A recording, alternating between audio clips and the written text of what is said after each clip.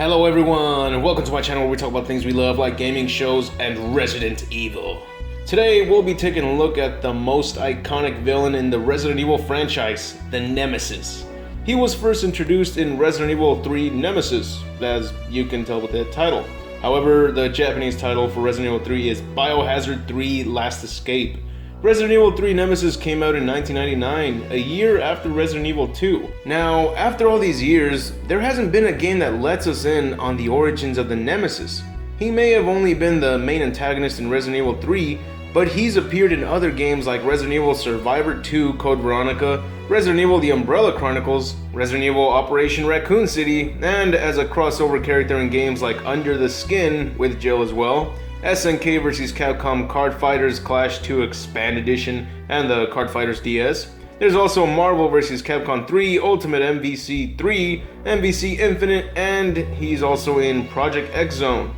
So after all these appearances he's made, there still hasn't been a game that explains his origins.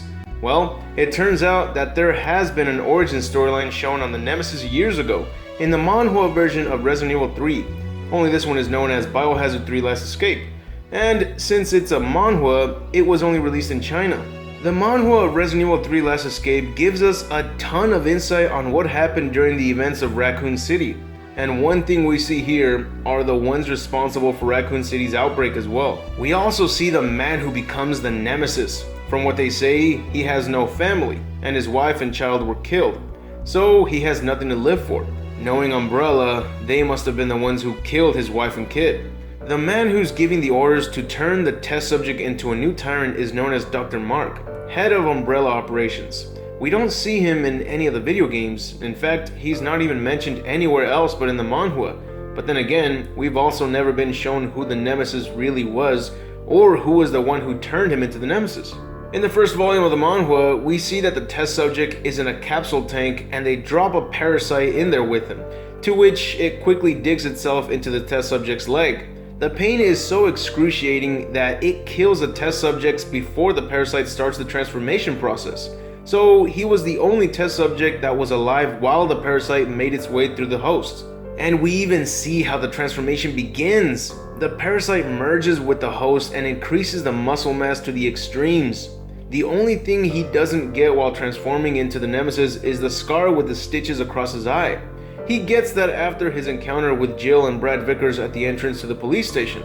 This was a terrifying moment for both Brad and Jill, as you remember, but in the manhwa, you can really see how terrified they both were. As a quick side note, Brad Vickers gets a much more appropriate personality here instead of the scaredy cat portrayal he gets in the games and comics. I know they make fun of him by nicknaming him Chickenheart, but here he does have some legit reasons why he's running away. He tells Jill that Stars has only brought him pain and misery, and he wants out of this hellhole. The sad thing is that he doesn't even get a chance to survive a little longer as the Nemesis quickly appears and kills him in front of Jill.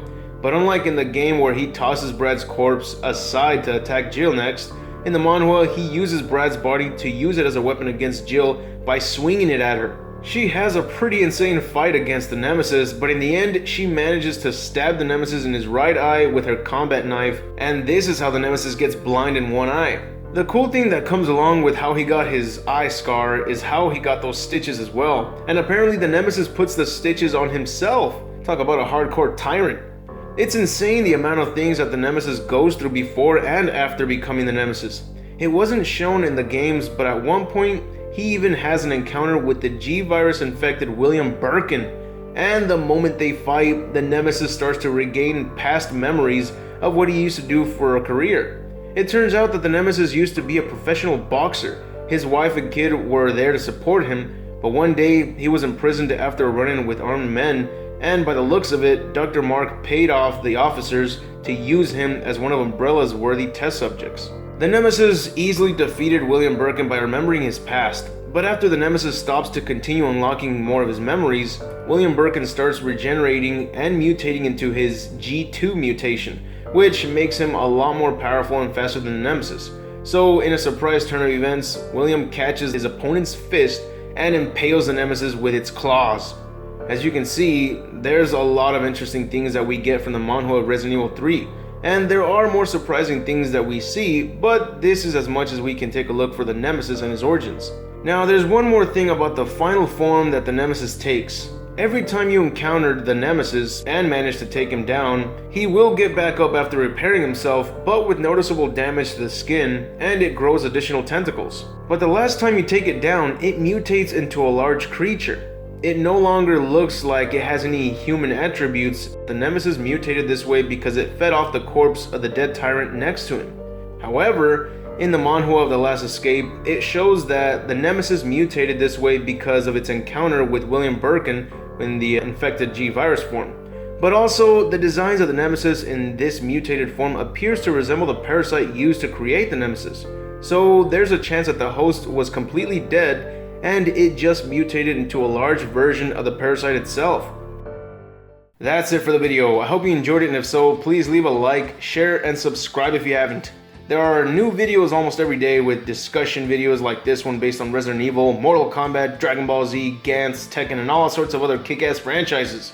Support the channel by subscribing and feel free to check out the top 10 lists, movie and game reviews, awesome facts, and more legit entertainment. But anyways, I'll see you on the next video, and remember to have an awesome day.